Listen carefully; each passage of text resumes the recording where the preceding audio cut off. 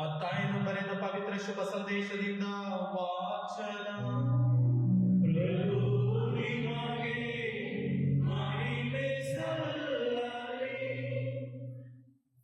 ಆ ಕಾಲದಲ್ಲಿ ಸ್ನಾನಿಕ ಯೌವಾನನು ಜುದೆಯ ಪ್ರಾಂತ್ಯದ ಬೆಂಗಾಡಿಗೆ ಹೋಗಿ ಬೋಧನೆ ಮಾಡಲು ಪ್ರಾರಂಭಿಸಿದನು. ಪಶ್ಚಾತ್ತಾಪಪಟ್ಟು ಪಾಪಕ್ಕೆ ವಿಮುಖರಾಗಿರಿ, ದೇವರಿಗೆ ಅಭಿಮುಖರಾಗಿರಿ, ಸ್ವರ್ಗ ಸಾಮ್ರಾಜ್ಯವು ಸಮೀಪಿಸಿತು ಎಂದು ಸಾರಿ ಹೇಳುತ್ತಾ ಬಂದನು. ಸರ್ವೇಶ್ವರನಿಗೆ ಮಾರ್ಗವನ್ನು ಸಿದ್ಧಪಡಿಸಿರಿ, ಆತನ ಆಗಮನಕ್ಕಾಗಿ ಹಾದಿಯನ್ನು ಸರಾಗ ಮಾಡಿರಿ ಎಂದು ಬೆಂಗಾಡಿನಲ್ಲೊಬ್ಬನು ಘೋಷಿಸುತ್ತಿದ್ದಾನೆ ಎಂದು ಪ್ರವಾದಿ ಯೆಶಾಯನು ಸೂಚಿಸಿದ ವ್ಯಕ್ತಿ ಈತನೇ. ಒಂಟೆ ತುಪ್ಪಡದ ಹೊದಿಕೆ, ಸೊಂಟದಲ್ಲಿ ತೊಗಲಿನ ನಡುಗಟ್ಟು ಇವೇ ಈತನ ಉಡುಗೆ. ಮಿಡತೆ ಮತ್ತು ಕಾಡು ಜೇನು ಇವೇ ಈತನ ಆಹಾರ. ಜನರು ಜೆರುಸಲೇಮಿನಿಂದಲೂ ಇಡೀ ಜುದೆಯ ಪ್ರಾಂತ್ಯದಿಂದಲೂ ಜೋರ್ದಾನ್ ನದಿಯ ಸುತ್ತಮುತ್ತಲಿನ ಪ್ರದೇಶಗಳಿಂದಲೂ ಈತನ ಬಳಿಗೆ ಬರುತ್ತಿದ್ದರು. ತಮ್ಮ ತಮ್ಮ ಪಾಪಗಳನ್ನು ಒಪ್ಪಿಕೊಳ್ಳುತ್ತಾ ಜೋರ್ದಾನ್ ನದಿಯಲ್ಲಿ ಈತನಿಂದ ಸ್ನಾನ ದೀಕ್ಷೆಯನ್ನು ಪಡೆಯುತ್ತಿದ್ದರು. ಫರಿಸಾಯರಲ್ಲೂ ಸದುಕಾಯರಲ್ಲೂ ಅನೇಕರು ತನ್ನಿಂದ ಸ್ನಾನ ದೀಕ್ಷೆ ಪಡೆಯಲು ಬರುವುದನ್ನು ಯೌವಾನನು ನೋಡಿದನು. ಅವರನ್ನು ಉದ್ದೇಶಿಸಿ, ಎಲೆ ವಿಷಸರ್ಪಗಳ ಪೀಳಿಗೆಯೇ, ಬರಲಿರುವ ದೈವ ಕೋಪದಿಂದ ತಪ್ಪಿಸಿಕೊಳ್ಳಬಹುದೆಂದು ನಿಮಗೆ ಎಚ್ಚರಿಕೆ ಕೊಟ್ಟವರಾರು? ನೀವು ಪಾಪಕ್ಕೆ ವಿಮುಖರಾಗಿದ್ದೀರಿ ಎಂಬುದನ್ನು ಸತ್ಕಾರ್ಯಗಳಿಂದಲೂ ವ್ಯಕ್ತಪಡಿಸಿರಿ. ಅಬ್ರಹಾಮನೇ ನಮ್ಮ ಪಿತಾಮಹ ಎಂದು ನಿಮ್ಮಲ್ಲೇ ಕೊಚ್ಚಿಕೊಳ್ಳಬೇಡಿ. ಈ ಕಲ್ಲುಗಳಿಂದಲೂ ದೇವರು ಅಬ್ರಹಾಮನಿಗೆ ಸಂತಾನ ಪ್ರಾಪ್ತವಾಗುವಂತೆ ಮಾಡಬಲ್ಲರೆಂದು ನಾನು ನಿಮಗೆ ಹೇಳುತ್ತೇನೆ. ಈಗಾಗಲೇ ಮರದ ಬುಡಕ್ಕೆ ಕೊಡಲಿ ಬಿದ್ದಿದೆ. ಒಳ್ಳೆಯ ಫಲವನ್ನು ಕೊಡದ ಪ್ರತಿಯೊಂದು ಮರವನ್ನು ಕಡಿದು ಬೆಂಕಿಗೆ ಹಾಕಲಾಗುವುದು. ಹೃದಯ ಪರಿವರ್ತನೆಯ ಕುರಿತಾಗಿ ನಾನು ನಿಮಗೆ ನೀರಿನಿಂದ ಸ್ನಾನ ದೀಕ್ಷೆ ಕೊಡುತ್ತೇನೆ, ಆದರೆ ನನ್ನ ನಂತರ ಬರುವ ಒಬ್ಬರು ನಿಮಗೆ ಪವಿತ್ರಾತ್ಮ ಹಾಗೂ ಅಗ್ನಿಯಿಂದ ದೀಕ್ಷಾ ಸ್ನಾನ ಕೊಡುವರು. ಅವರು ನನಗಿಂತಲೂ ಶಕ್ತರು. ಅವರ ಪಾದರಕ್ಷೆಗಳನ್ನು ಹೊರಲು ಸಹ ನಾನು ಅರ್ಹನಲ್ಲ. ಅವರ ಕೈಯಲ್ಲಿ ಮೊರವಿದೆ, ತಮ್ಮ ಕಣದಲ್ಲಿಯೂ ರಾಶಿಯನ್ನು ತೂರುವರು. ಗಡ್ಡೆ ಕಾಳನ್ನು ಮಾತ್ರ ಕಣಜಕ್ಕೆ ತುಂಬುವರು, ಹೊಟ್ಟನ್ನು ಆರಿಸಲಾಗದ ಬೆಂಕಿಯಲ್ಲಿ ಸುಟ್ಟು ಹಾಕುವರು ಎಂದು ಎಚ್ಚರಿಸಿದರು. ಪ್ರಭುವಿನ ಶುಭ ಸಂದೇಶ.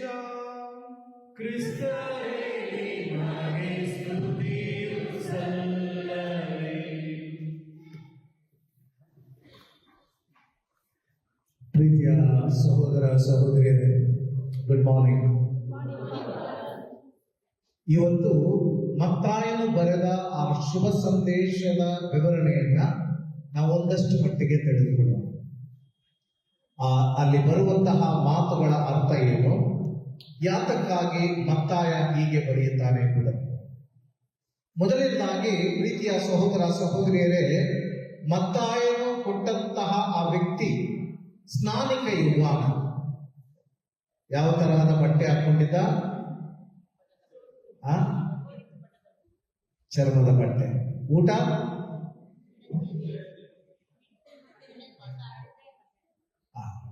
ಅಂದಿನ ಕಾಲದಲ್ಲಿ ಅದು ನಾರ್ಮಲ್ಸಿಗಿಂತ ಒಂದು ರೀತಿಯ ಅಬ್ನಾರ್ಮಲ್ಸಿ ತರ ಕಾಣ್ತಿತ್ತು.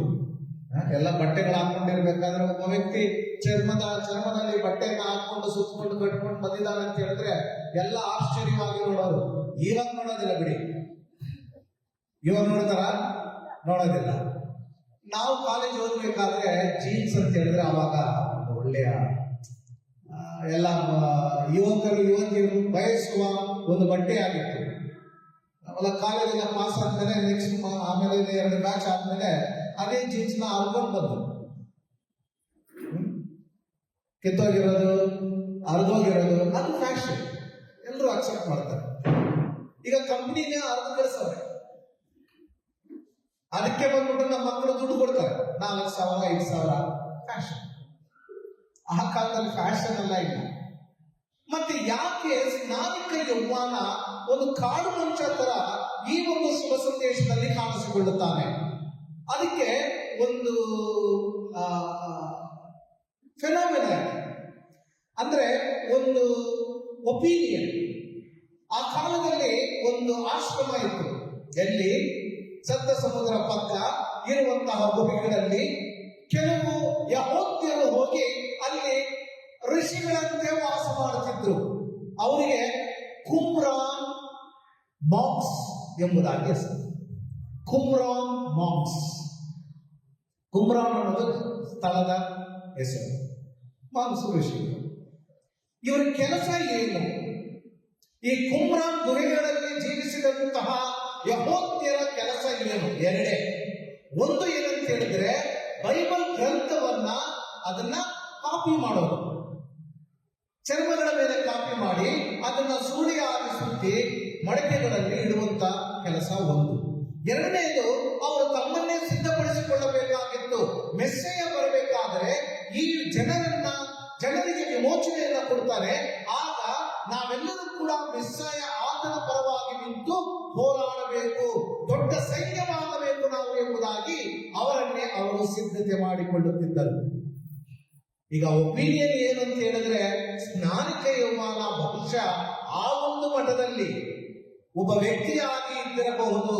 ಆದ ಕಾರಣ ಆತನಲ್ಲಿ ಧೈರ್ಯ ಇತ್ತು, ಆತನಲ್ಲಿ ದೇವರ ಧ್ವನಿಯನ್ನ ಪರರಿಗೆ ಕೊಡುವಂತಹ ಶಕ್ತಿ ಇತ್ತು ಎನ್ನುವ ಒಂದು ಒಪಿನಿಯನ್ ಇದೆ. ಪ್ರೀತಿಯ ಸಹೋದರ ಸಹೋದರಿಯರೇ, ಅದು ಒಂದು ಕಡೆ. ಎರಡನೇದಾಗಿ ಇಂದಿನ ಶುಭ ಸಂದೇಶದಲ್ಲಿ ಮತ್ತಾಯ ಹೇಳ್ತಾನೆ, ಯೆಶಾಯ ಪ್ರವಾದಿ ಹೇಳಿದ ಹಾಗೆ ಬೆಂಗಾಡಿನಲ್ಲಿ ಕೂಗು. ಎಲ್ಲಿ ಹೇಳಿದ್ದಾರೆ ಯೆಶಾಯ ಪ್ರವಾದಿ ಹೇಳಿದಂತೆ ಬೆಂಗಾಡಿನಲ್ಲಿ ಕೂಗು. ಈ ಕೂಗು ಹೇಳುವಂತಹ ಮಾತು ಏನು?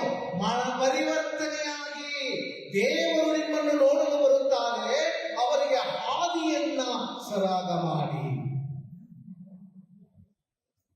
ಯೆಶಾಯ ಪ್ರವಾದಿ ಅಂತ ಹೇಳಿದ್ರೆ 40ನೇ ಅಧ್ಯಾಯದಲ್ಲಿ ಬರುವಂತಹ ಯೆಶಾಯ ಪ್ರವಾದಿ ಬಗ್ಗೆ ಮಾತನಾಡ್ತಾರೆ. ಈಗ ಯೆಶಾಯ ಗ್ರಂಥ ಇದೆಯಲ್ಲ, ಪ್ರವಾದಿ ಯೆಶಾಯ ಗ್ರಂಥ ಅಲ್ವಾ? ಯೆಶಾಯ ಗ್ರಂಥ ಅಂತ ಹೇಳಿದ್ಮೇಲೆ 3 ಪ್ರವಾದಿಗಳು, ಬರೀ ಒಬ್ಬರಲ್ಲ. ಅಧ್ಯಾಯ 1ರಿಂದ 39 ತನಕ ಮೊದಲನೆಯ ಯೆಶಾಯ. ಟೈಮ್ ಪೀರಿಯಡ್ ಏನು ಅಂತ ಹೇಳಿದ್ರೆ, ಅವರು ಅಶ್ಶೀರಿಯ ದೇಶ ಅವರ ಮೇಲೆ ಯುದ್ಧಕ್ಕೆ ಇಳಿಯುವುದಕ್ಕಿಂತ ಮುನ್ನ, ಅದಾದ ನಂತರ ಯುದ್ಧ ಮುಗಿದ ಮೇಲೆ ಅವರೆಲ್ಲರೂ ಕೂಡ ಗುಲಾಮರಾದರು, ಮತ್ತೆ ಬಂದರು. ಅದು ಬೇರೆ ಕಥೆ. 39ನೇ ಅಧ್ಯಾಯ ತನಕ. 40ನೇ ಅಧ್ಯಾಯದಿಂದ 2ನೆಯ ಯೆಶಾಯ ಪ್ರವಾದಿಯ ಪ್ರವಚನಗಳು ಬರ್ತವೆ.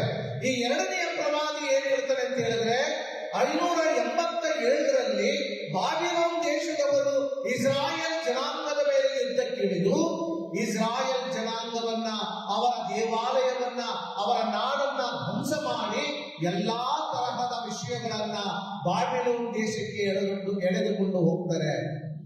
ಅವರಿಗೆ ನಾಡನ್ನ ಕಳೆದುಕೊಂಡು, ದೇಶವನ್ನ ಕಳೆದುಕೊಂಡು, ದೇವಾಲಯವನ್ನ ಕಳೆದುಕೊಂಡು, ಮಕ್ಕಳನ್ನ ಕಳೆದುಕೊಂಡು, ಸ್ವಾತಂತ್ರ್ಯವನ್ನ ಕಳೆದುಕೊಂಡು, ಜೀವವೇ ಇಲ್ಲ ಎಂಬುದಾಗಿ ಅವರು ತಮ್ಮ ಜೀವನದಲ್ಲಿ ಬೇಸತ್ತು ಹೋದಾಗ ಯೆಶಾಯ ಪ್ರವಾದಿ ಬರ್ತಾನೆ, ಮಕ್ಕಳಿಗೆ ಹೇಳ್ತಾನೆ, ಜನರೇ ಕೇಳಿ, ದೇವರು ನಿಮ್ಮನ್ನು ನೋಡಲು ಬರುತ್ತಾರೆ, ದೇವರು ನಿಮ್ಮನ್ನು ನೋಡಲು ಬರುತ್ತಾರೆ.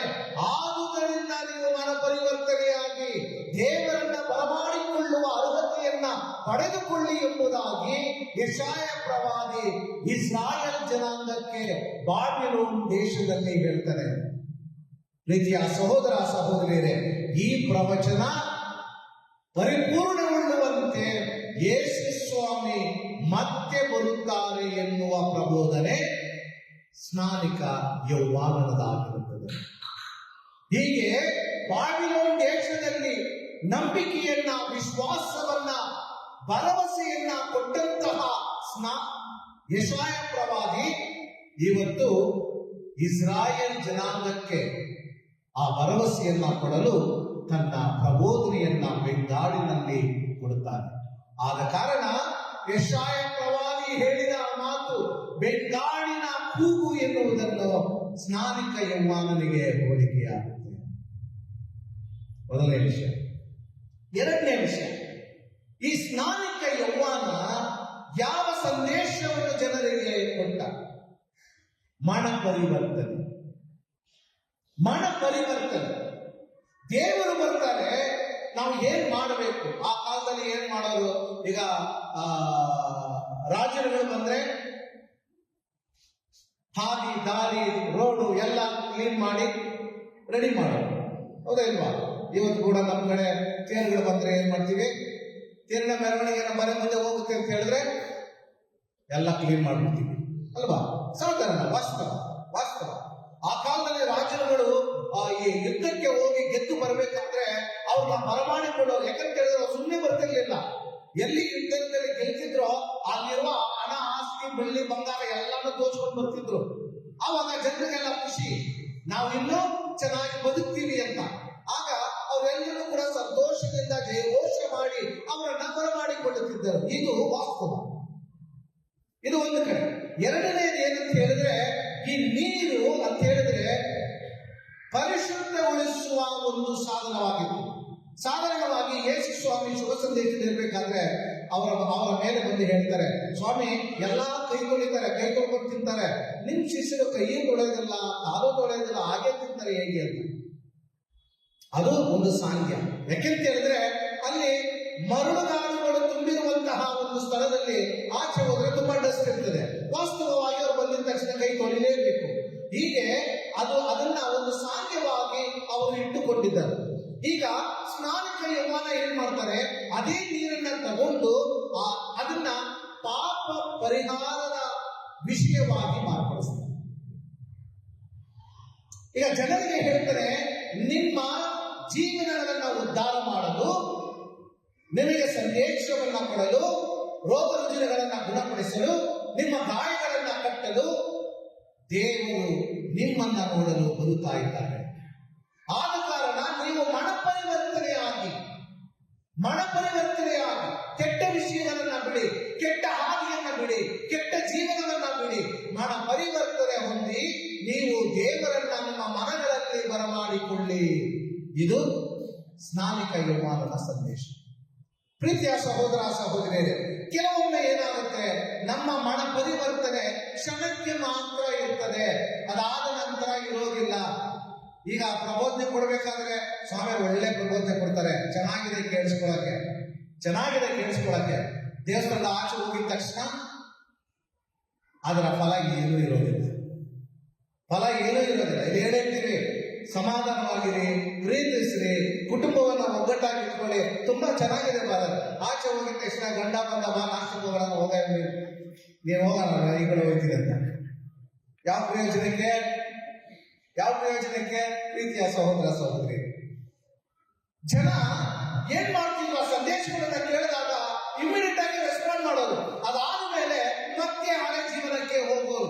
ಆದ ಕಾರಣ ಸ್ನಾನಿಕ ಯೌವನ ಹೇಳ್ತಾನೆ, ವಿಶೇಷ ಸರ್ಪಗಳ ಪೀಳಿಗೆಯೇ, ಯಾರು ಹೇಳಿದ್ರು ನಿಮಗೆ ಮನ ಪರಿವರ್ತನೆ ಆಗ್ಬೇಕು ಅಂತ? ಬರೀ ನಾಟಕಕ್ಕೆ ನೀವು ಮನ ಪರಿವರ್ತನೆ ಆಗಬೇಡಿ. ಫರಿಸಾಯರನ್ನ ಸದುಕಾಯರನ್ನ ನೋಡಿ ಹೇಳ್ತಾರೆ, ನಾಟಕಕ್ಕೋಸ್ಕರ ನೀವು ಇಲ್ಲಿ ಬಂದು ಸ್ನಾನ ಮಾಡಬೇಡ್ರಿ, ನಿಮ್ಮ ಮೈಯನ್ನ ಕೊಡ್ಕೋಬೇಡ್ರಿ.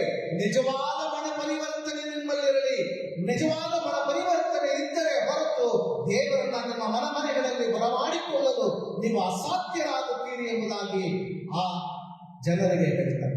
ಮಾತ್ರವಲ್ಲದೆ ಪ್ರೀತಿಯ ಸಹೋದರ ಸಹೋದರಿಯರೇ, ನಿಮ್ಮ ಮನ ಪರಿವರ್ತನೆ ಜೀವನವನ್ನ ಬದಲಾಯಿಸಬೇಕು. ನಿಮ್ಮ ಜೀವನವನ್ನ ಬದಲಾಯಿಸಬೇಕು.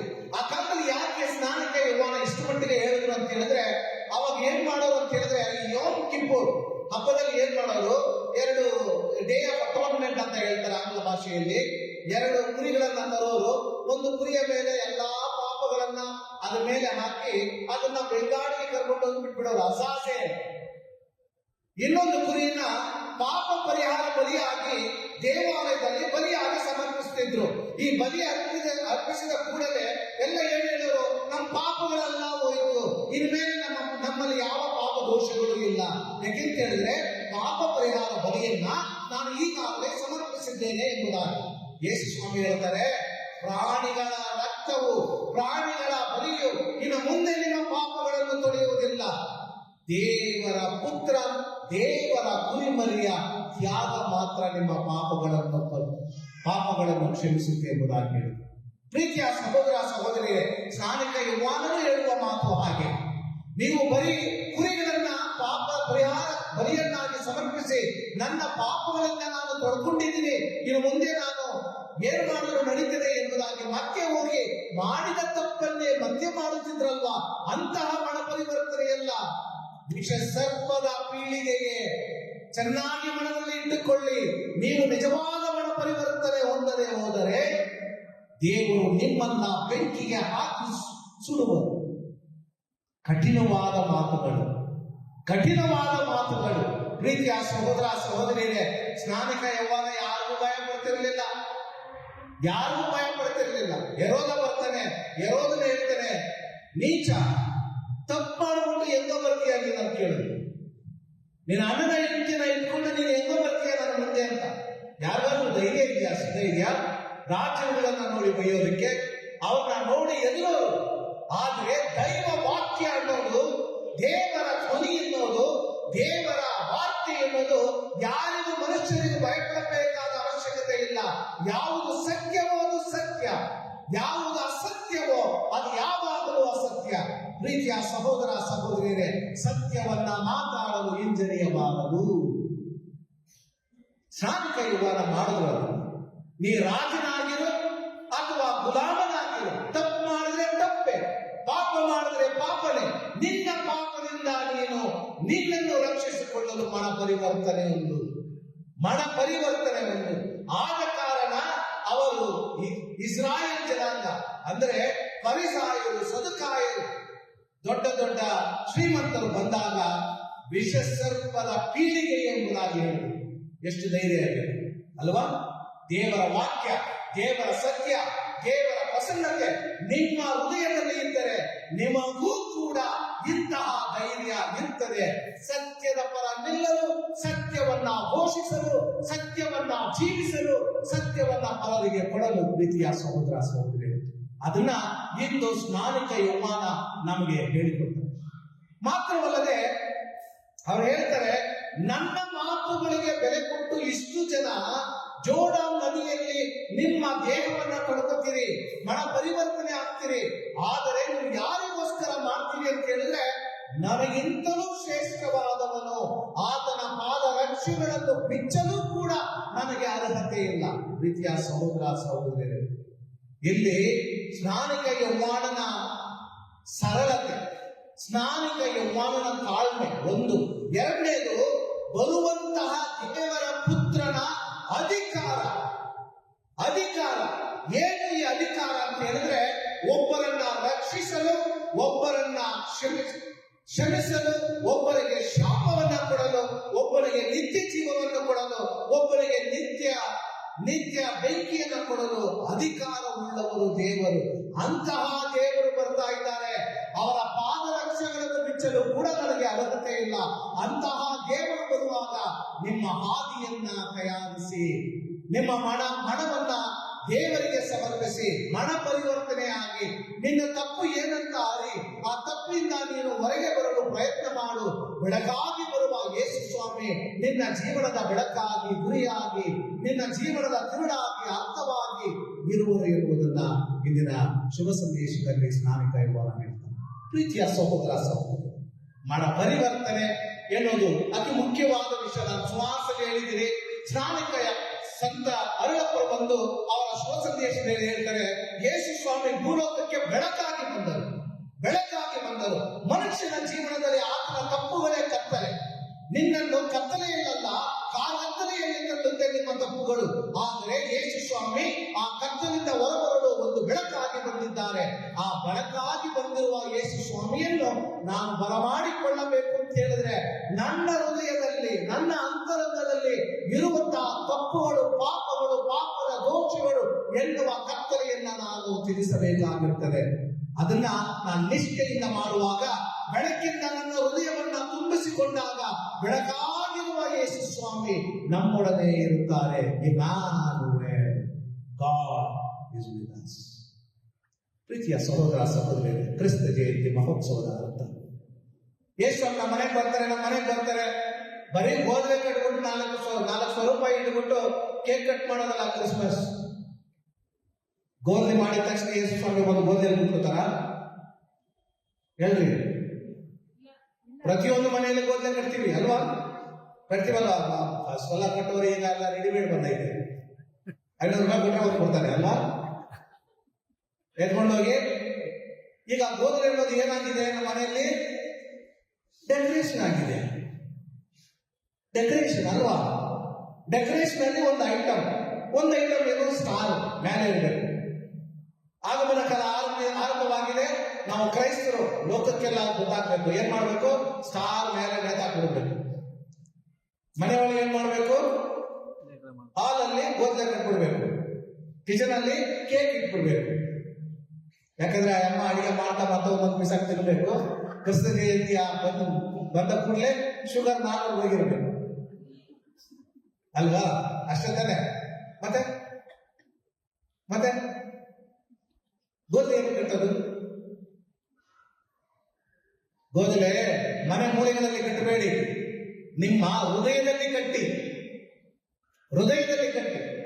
ಯೇಸು ಸ್ವಾಮಿಯ ಜಯಂತಿಯನ್ನ 2,000 ಅಲ್ಲ 2 ಕೋಟಿ ಸಾರಿ ನೀವು ಆಚರಣೆ ಮಾಡಿದ್ರು ಅವ್ರು ನಿಜವಾಗ್ಲೂ ನಿಮ್ಮ ಹೃದಯದಲ್ಲಿ ಬರಲಿಲ್ಲ ಅಂತ ಹೇಳಿದ್ರೆ ಏನ್ ಕ್ರಿಸ್ತ ಜಯಂತಿ ಮಹೋತ್ಸವ?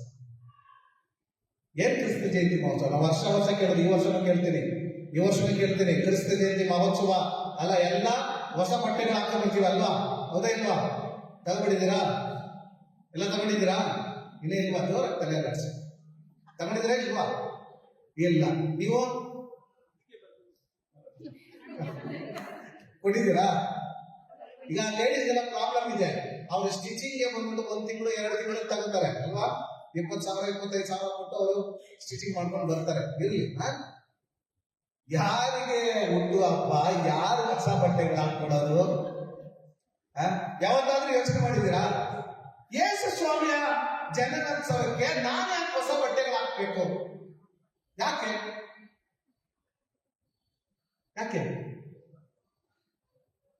ಹೊಸ ಬಟ್ಟೆ ಕೊಟ್ಟಿಲ್ಲ ಅಂತ ಮಾತ್ರ ಜಗಳ ಮಾಡಕ್ ಬರುತ್ತೆ ಅಲ್ವಾ? ವರ್ಷ ಪೂರ್ತಿ ದೇವಸ್ಥಾನದಲ್ಲಿ ಐಡೆಂಟಿಫೈ ಮಾಡಿರ್ತೀವಿ ಎಂತ ಸಾರಿ ತಗೋಬೇಕು ಅಂತ. ಕಟ್ಕೊಂಡು ಬಂದಿರೋದು, ಆ ಬಗ್ಗೆ ಕಟ್ಕೊಂಡು ಬಂದಿರೋದೆಲ್ಲ ಪಿಕ್ಚರ್ ಇರ್ತದೆ. ಆ ಸಾರಿ ಏನಾದ್ರು ತಗೊಬಂದಿಲ್ಲ ಅಂತ ಹೇಳಿದ್ರೆ ನಮ್ಗೆ ಮನೆಯಲ್ಲಿ ದೊಡ್ಡ ಗಲಾಟೆ ನಡೀತದೆ. ಸಮಾಧಾನ ಅಸಮಾಧಾನ ಅದೆಲ್ಲ ಆಮೇಲೆ ಅಲ್ವಾ? ಬಟ್ಟೆ ತಗೊಂಡಿಲ್ಲ ಕೋಪ ಬರುತ್ತೆ. ಆದ್ರೆ ಬರ್ತ್ಡೇ ಯಾರ್ದು? ಯೇಸು ಸ್ವಾಮಿ. ನೀವ್ ಯಾಕೆ ಹೊಸ ಬಟ್ಟೆ ಹಾಕಬೇಕು? ಯಾಕೆ ಅಂತ ಹೇಳಿದ್ರೆ ಯೇಸು ಸ್ವಾಮಿ ನಿನ್ನ ಹೃದಯದಲ್ಲಿ ಹುಟ್ಟಿ ಬರುತ್ತಾನೆ. ಆಗ ನೀನು ಇನ್ನೊಂದು ಕ್ರಿಸ್ತ, ಇನ್ನೊಂದು ಕ್ರಿಸ್ತನನ್ನ ಧರಿಸಿಕೊಂಡು ದೇವಾಲಯಕ್ಕೆ ಬರುವ ನೀನು ನಿನ್ನ ಮಹೋತ್ಸವವನ್ನಾಗಿ ಅದನ್ನು ಆಚರಿಸಬೇಕಾದ ಕಾರಣ ನೀವು ಹೊಸ ಬಟ್ಟೆ ಹಾಕುವುದು ಅಲ್ವಾ? ಹೌದಾ ಇಲ್ವಾ? ಹೌದು. ಈಗ ಯೇಸು ಸ್ವಾಮಿ ನಿಮ್ಮ ಮನೆಗಳಲ್ಲಿ ಹುಟ್ಟಿ ಬರ್ಲಿಲ್ಲ ಅಂತ ಹೇಳಿದ್ರೆ ಹೊಸ ಬಟ್ಟೆ ಮಡಚಿ ಹಂಗೆ ಮನೆಯಲ್ಲಿ ಇಟ್ಬಿಡ್ಬೇಕು. So therefore, everyone make your confession. ನಮ್ಮೂರಲ್ಲಿ ನಾನು ಹೇಳ್ತಿದ್ದೆ, ಬೆಂಗಳೂರಲ್ಲಿ ಕನ್ವೆನ್ಷನ್ಗೆ 10,000-15,000 ಕರೆದ್ರೆ ಯಾರು ಹೋಗ್ತಿರ್ಲಿಲ್ಲ. ನಾನು ಇಬ್ಬರನ್ನ ಕೇಳಿದ್ರೆ ಯಾಕೆ ಪಾಪ ಹೇಳಿದ್ರು? ನಾ ಏನ್ ಪಾಪ ಮಾಡಿದ್ದೀನಿ ಸ್ವಾಮಿ?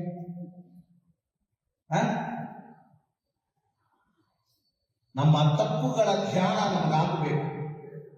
ಇದು ತಪ್ಪು ಅಂತ ನಿಮ್ಮ ಹೃದಯಕ್ಕೆ ನೀವು ಹೇಳಬೇಕು. ಆಗ ಆ ತಪ್ಪಿಂದ ಬದಲಾವಣೆ ಮಾಡ್ಕೊಳ್ಳಿ. ಅದು ಮನ ಪರಿವರ್ತನೆ. ಆ ಮನ ಪರಿವರ್ತನೆಯ ಮನದಲ್ಲಿ ಯೇಸು ಸ್ವಾಮಿ ಹುಟ್ಟಿ ಬರುತ್ತಾರೆ. ಅದು ನಿಜವಾದ ಕ್ರಿಸ್ತ ಜಯಂತಿ. ಅದನ್ನ ಆಚರಿಸುವುದಕ್ಕೆ ನೀವು ಏನ್ ಬೇಕಾದರೂ ಮಾಡಿ. ಆದ್ದರಿಂದ ಪ್ರೀತಿಯ ಸಹೋದರ ಸಹೋದರಿಯರೇ, ಸ್ನಾನಕ ಯೌವನದ ಸಂದೇಶ ನಿಮ್ಮ ಮನ ಪರಿವರ್ತನೆಯ ಆಧಾರವಾಗಲಿ. ನಮ್ಮಲ್ಲಿ ನಾವು ಪದೇ ಪದೇ ಮಾಡುವ ತಪ್ಪುಗಳ ಲೆಕ್ಕ ಗೊತ್ತಿದೆ. ಅದೇನಂತ ಧ್ಯಾನ ಮಾಡಿ ಇನ್ನು ಮುಂದೆ ಆ ತಪ್ಪುಗಳನ್ನು ಮಾಡೋದಿಲ್ಲ ಎನ್ನುವ ಮನ ಪರಿವರ್ತನೆ ಹೊಂದಿ ದೇವರನ್ನ ನಮ್ಮ ಮನೆಗಳಲ್ಲಿ ಬರಮಾಡಿಕೊಳ್ಳೋಣ. ನಿಜ ಕ್ರೈಸ್ತ ಜಯಂತಿಯ ಮಹೋತ್ಸವವನ್ನ ಆಚರಿಸುವ ಅರ್ಹತೆಯನ್ನ ಪಡೆಯೋಣ. ಅಂತಹ ವರದಾನವನ್ನು ದೇವರು ನಮ್ಮೆಲ್ಲರಿಗೂ ದಯಪಾಲಿಸಲು ಭಕ್ತಿಯಿಂದ ಪ್ರಾರ್ಥಿಸೋಣ. ಆಮೇಲೆ ಎಲ್ಲರೂ ಎದ್ದು ನಿಲ್ಲೋಣ.